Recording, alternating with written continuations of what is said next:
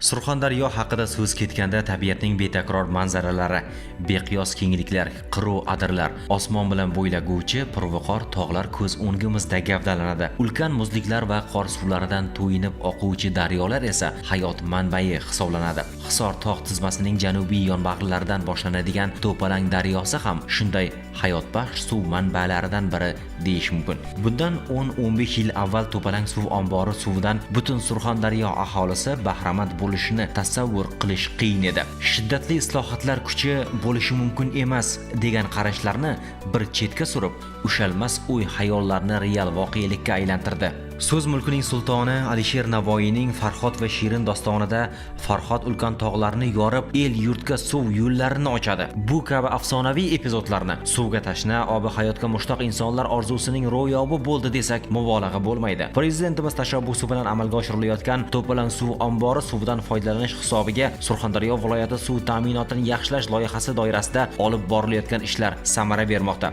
Mazkur yirik infratuzilmaviy loyiha natijasida viloyatning qator tuman va shaharlarida aholini toza ichimlik suvi bilan uzluksiz ta'minlash imkoniyati yaratildi. Loyiha aslida o'z-o'zidan qurilayotgani yo'q. Inson organizmi uchun minerallarga boy suvning Sarosiyo tumanidagi tog'lar qo'ynidan Termizga keltirishi katta mablag' va bunyodkorlikning qish faslida sovuq yoz chillasining issig'ida qancha zahmat u mashaqqatli mehnat evaziga barpo etilmoqda. Yirik loyihada belgilangan bunyodkorlik ishlarini muddatida bajarish uchun bosh pudratchi quruvchilari 1 trillion 913 milliard so'mlikdan ortiq qurilish montaj ishlarini bajardi. Termiz shahri aholisining toza ichimlik suviga ehtiyojini qoplash uchun Jarqo'rg'on tumanidagi markaziy suv inshootidan sig'imi 10 ming metr kub bo'lgan rezervuar qurildi. Bondixon tumanidan Termiz shahridagi shimoliy va Manguzar suv olish inshootlarigacha metall quvurlardan 125,1 kilometr magistral tarmoq tortildi. Loyihaning qurilish montaj ishlari boshlanganidan buyon viloyat hududida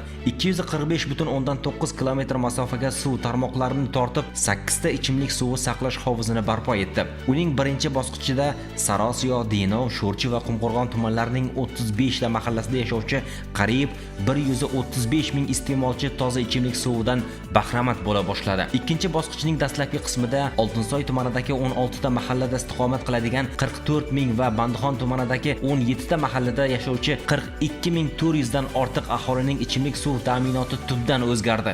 Quduqsoy mahallasi bo'l. Yoshligimizda mana pelak bolalar edi. Eshak bilan olib kelar edik. Suvlar u yerdan bu yerdan. Suvimiz quduqdan ichilar edi.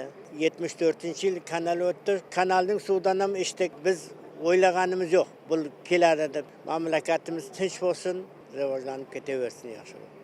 Shuningdek, To'palang asosiy magistral tarmog'idan 200 metr qo'shimcha tarmoq tortilib, Xo'jaipok magistral tarmog'iga ulash orqali Bandixon, Qiziriq, Sherobod, Angor va Muzrobod tumanlarining 69 ta mahallasidagi 193 ming kishining ichimlik suvi ta'minoti yaxshilandi. Endilikda shifobaxsh minerallarga to'yingan zilol suv bilan Termiz shahridagi 29 ta mahallada yashovchi 200 mingga yaqin iste'molchi ham ta'minlanadi.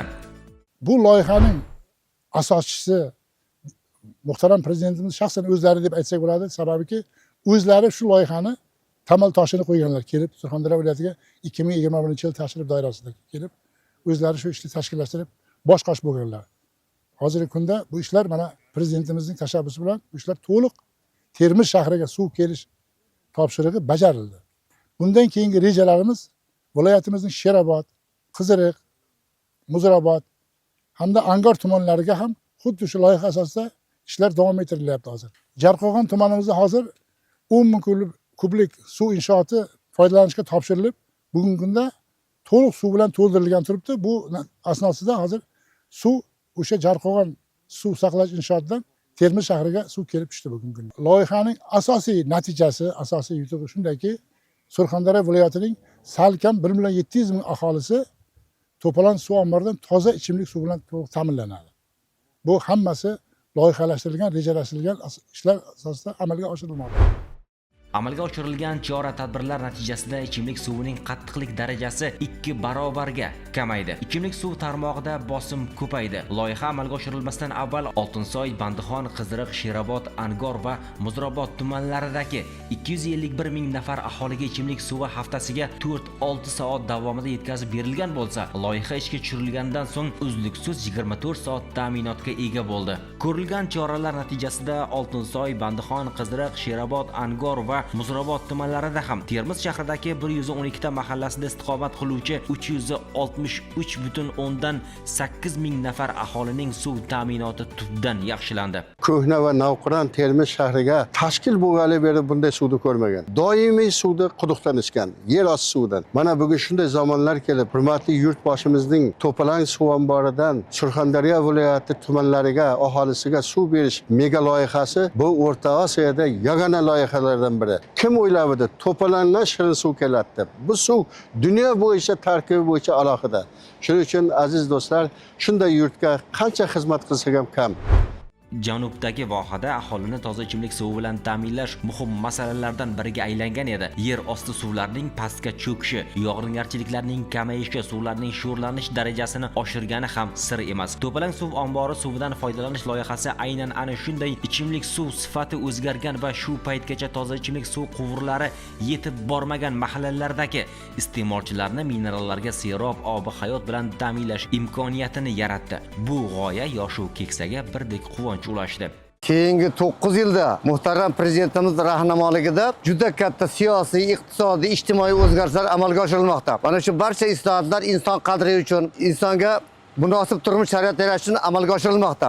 Shulardan bittasi mana aholi salomatligini saqlash yo'lida qo'yilgan bitta katta qadam bo'ldi. Surxondaryoda 2021-yildan boshlab To'palang suvini Surxondaryoning 2 millionga yaqin aholiga yetkazib berish ishlari boshlab yuborildi. Bu o'ta sifatli suv, jahon standartlariga javob beradigan suv, minerallarga boy suv. Endi bu suvdan iste'mol qilgan odamlarimizda buyrak toshi kasallari bo'lmaydi, oshqozon ichak kasallari bo'lmaydi va xalqimiz salomatligi yo'liga juda katta hissa qo'shilgan ish bo'ldi bu. Ma'lumotlarga ko'ra, yil boshida viloyatda markazlashgan ichimlik suvi bilan ta'minlash darajasi 65,3% ni tashkil etadi. Viloyatdagi 1480 ta ichimlik suvi inshootidan 140 tasi, 10,431 kilometr ichimlik suvi tarmog'idan 2889 kilometri 1970-80-yillarda qurilgani bois rekonstruksiyaga muhtoj bo'lib qolgan. Bu muammoning yechimini topib, aholini toza ichimlik suvi bilan ta'minlash darajasini oshirish uchun o'tgan 2025-yilning o'tgan davrida 742,5 milliard so'm mablag' o'zlashtirilib, 214,1 kilometr ichimlik, 12,3 kilometr oqova suv tarmog'i tortildi.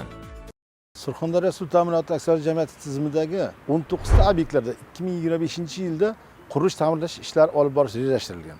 Bugungi kunda 15 tasi ta'mirlash ishlari yakunlanib, foydalanishga tayyor holatga keltirildi. Sariosiyo tumani Lutfkor mahallasida joylashgan Yangi O'zbekiston massivida yangi qurilib foydalanishga topshirilgan inshoot bugungi kunda aholiga ichimlik suv yetkazib berishni boshladi. Termiz tuman bo'limida ma'muriy binosida zamonaviy ichimlik suvlari tahlilini qiladigan laboratoriya, markaziy laboratoriya ishga tushirildi. Markaziy laboratoriyaning asosiy vazifasi ichimlik suvidagi bo'layotgan o'zgarishlarni tahlil qilib borish. Biror joyda murojaat tushadigan bo'lsa, murojaatlar o'rganilib, analizlar, tahlillar olib kelinib, o'sha markazlashgan laboratoriyada tahlil olib borilib, agar suvda o'zgarish bo'ladigan joylar bo'lsa, ushbu kamchiliklarni oldini olish uchun darhol choralar ko'rilib borilmoqda. Bandixon tumani Birdamlik mahallasida mavjud suv quyish shoxobchasi o'rniga zamonaviy aqlli suv quyish shoxobchasi barpo etildi. Bu bilan aholiga maxsus texnikalar yordamida ichimlik suvini tezroq tashib yetkazib berish yo'lga qo'yildi. Bundan tashqari 7 ta ichimlik hamda bitta oqova suv inshooti qurilishi yakunlandi. Shuningdek, mahalliy byudjet Surxondaryo suv ta'minoti aksiyadorlik jamiyati va homiylik mablag'lari hisobidan 338 kilometr ichimlik suv tarmog'i qurildi. 54,5 kilometr tarmoq va 176 ta nasos profilaktik ko'rikdan o'tkazilib, joriy va mukammal ta'mirlandi. Ichimlik suv inshootlariga 83 ta energiya tejamkor nasos o'rnatildi. Barcha mablag'lar hisobidan olib borilgan bu ishlar 145 ta mahalladagi 61,194 nafar iste'molchini ilk bor markazlashgan ichimlik suvi bilan ta'minlab, 174 ta mahalladagi 319,500 nafar aholining ichimlik suv ta'minotini yaxshiladi. Bizning Dumurimizda bunday sharoitlar yo'q edi. Ariqlardan suv ichardik. Loyqa suvlarni do'ppilarimizga olib, do'ppilarga tindirib ichgan joylarimiz bo'lgan. Mana bugungi qarang endi bu ekologik toza To'palang suvini 360 kilometrdan Termiz shahriga yetkazdi.